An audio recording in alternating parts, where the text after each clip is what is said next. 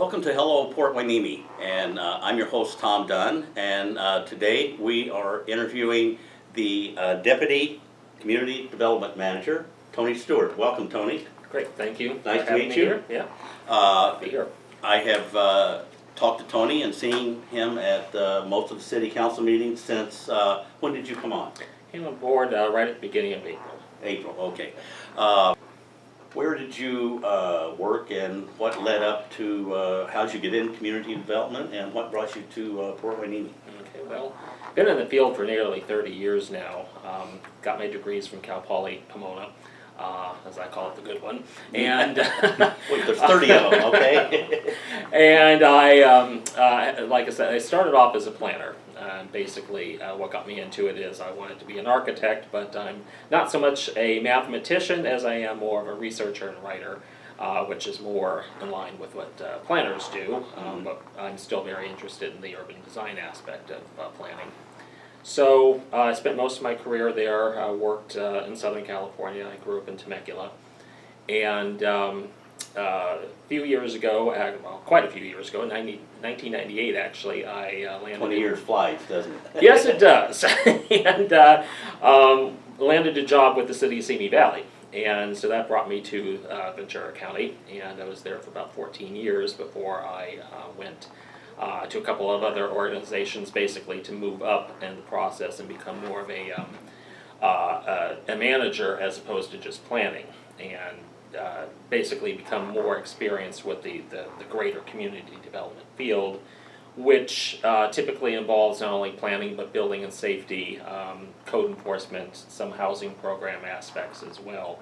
Basically what I like to call on-site development. So anything that somebody wants to build on their private property is what community development deals with.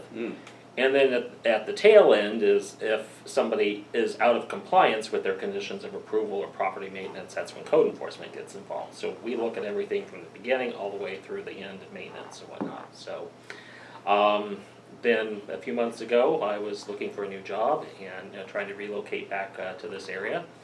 This position came up. Like I said, I'm familiar with Ventura County, having worked in Simi for so long, and hit it off, I think, pretty well with Carmen, and came on board as their deputy director slash one and only planner. The city planner is the title, but the one and only planner here in the community. Sometimes that's the biggest department in the city. It can be, yeah. Here it's fairly small, but we'll see what happens.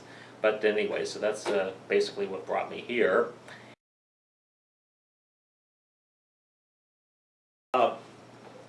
Since you've been here, what are a couple of the things you found that Port Hueneme needs to focus on to make it move down the road and make the city a little bit better place to live in? Well, first of all, we're built out. So what that means is that our development potential is pretty much non-existent at this point. All the land is taken. All the land is taken.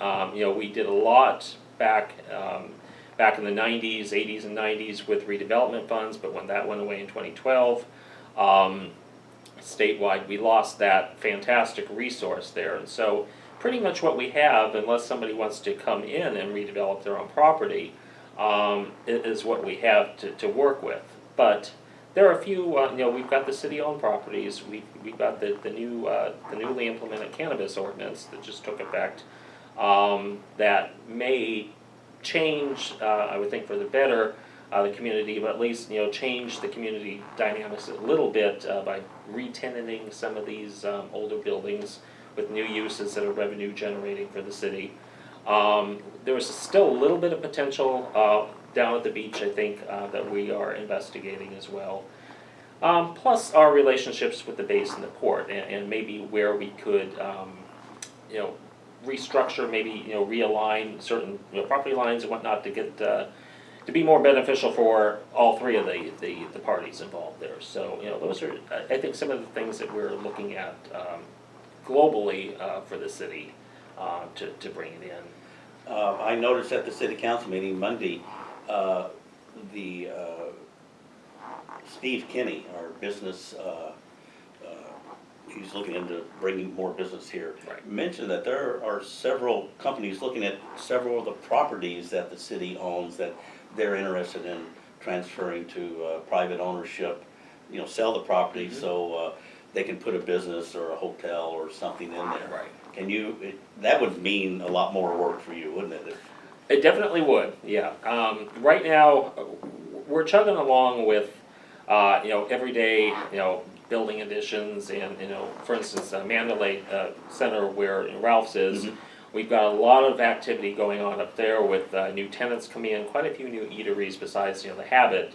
There's a lot else going on up there. So it is keeping us busy, but you're absolutely correct in, for instance, if that hotel project, for instance, on the city-owned little triangular piece there at the promenade comes to fruition, that will definitely keep my entire department very busy, but it's quite an exciting project again because it would involve the port to some extent, and it would certainly bring a lot of new jobs as well as some, you know, a great new hotel amenity into the city, plus also, you know, look at maybe improving the promenade a little bit more out there.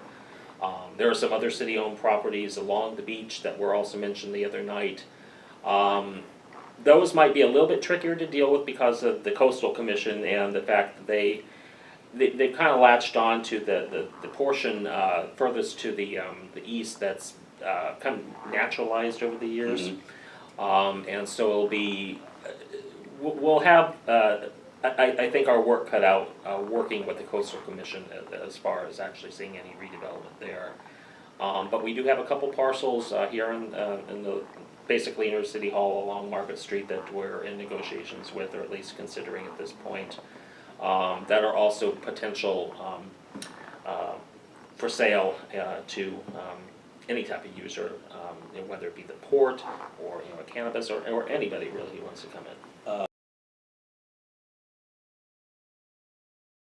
You mentioned the Mandalay Center. I did a survey 3 or 4 months ago, and there were 160 retail, not buildings, but shops, let's say, in all the shopping centers in Port Hueneme, not including Ralph's and the CVC, but I mean, you know, locally, and 40 of them were unoccupied. So that's a 25% rate, which is very, very high. So getting that, like you said, you've heard that other businesses are coming in there. That is really important to the tax base, and again, would increase your job responsibility and seeing that these places do keep up to code. Now, just in sitting around and talking, I have heard people say that sometimes businesses don't come here because some of the restrictions and stuff are overly stiff for small businesses that want to come in, and that has kept some of them out.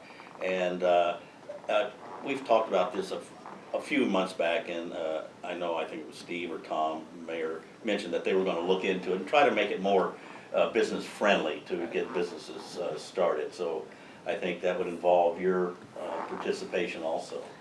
We'd be a very big part of that, and actually we are, and that is one of the things that coming on board, there were a couple issues I saw with just the overall way that the department is functioning. One is that everything is paper. Nothing is automated or computerized. So that's more of a long-term project, but it's definitely something I want to see happen because, again, it just makes not only the limited staffing abilities that much easier to handle, but it could potentially also become a tool for, you know, the customers to, you know, be able to go online, look up the, you know, permit history for the property, for instance, or whatnot. But more immediately, hopefully by the end of this year, actually, is my goal. I am looking at cleaning up our zoning ordinance, which would greatly simplify, at least my goal is, if the council approves it, is to simplify some of the processes we have so that, you know, we see more what I call over-the-counter approvals or staff-level approvals as opposed to taking so many projects, you know, to the council. I also think in the past, some of the projects may have been, you know, looked at a little bit, especially with regard to the Coastal Commission, looked at basically, I guess just we involved the Coastal Commission a little bit more than we needed to, for lack of a better term. And working with our new city attorney, we realized that the process is actually can be a little bit simpler, and so that's something we can, or have implemented already, and it's going to be a great benefit for folks like The MLA. Coastal Commission is pretty active without egging them on. Exactly, exactly. So what we can do to work alongside them or not involve them, makes everybody's life a little bit easier. So I am looking at simplifying that process, as you mentioned. I was going to ask you a final question about what you see in the future that the city needs, and I think the modernization, getting more IT involved instead of hands-on work, that's a big deal. That Right. saves money, saves time. So you took my last question, but I'll put it into part B. Is there anything else that you see that is a goal where once you maybe have the current issues worked on and in the right direction, you want to bring up anew to Port Hueneme? Well, one of the things I definitely want to do is make sure that we had a very good code enforcement program for many years. However, that previous person retired. We have a new person that's on board now, and so I want our code enforcement department to get, or division, to get back up to the pace where it was basically, and be proactive as opposed to reactive. I definitely want to see what we can do to improve, parking, parking enforcement, especially down the beach area and whatnot, because again, it is a revenue generator. And do whatever we can to look at ways to generate additional revenue. We're looking at an overall fee study at this point, all of our applications, the fees that we charge and whatnot, to see where we are either undercharging or we haven't been charging, or maybe where we're overcharging in certain places too. Again, to help the general fund, the bottom line there. And then just to, like I said, we're built out, but at the same time, there's always, people are always, redoing things and bringing in new tenants, and we want to continue to be as successful a player as we can, within the region that we're in, and again, continue to make Port Hueneme a successful and enjoyable place to live and work and play, so to speak. And as I mentioned, it's great that we've had all these new managers, department heads in place and working, and they'll all trying to make Port Hueneme the friendliest city it can be by the sea. And if you have any new announcements or any new programs, I'd love to have you come back and keep us updated on that. Right. One of the biggest things that the people said coming up until December, when we've got a lot of new department heads, new council, was that we never knew what was going on. And if they know what's going on, then you'll have more support and more help and more ideas going back and forth. So let us know, and thank you for your time. I appreciate you coming being in here and talking with you. Good. So thank you guys for watching Hello Port Hueneme, and we look forward to seeing you on our next show.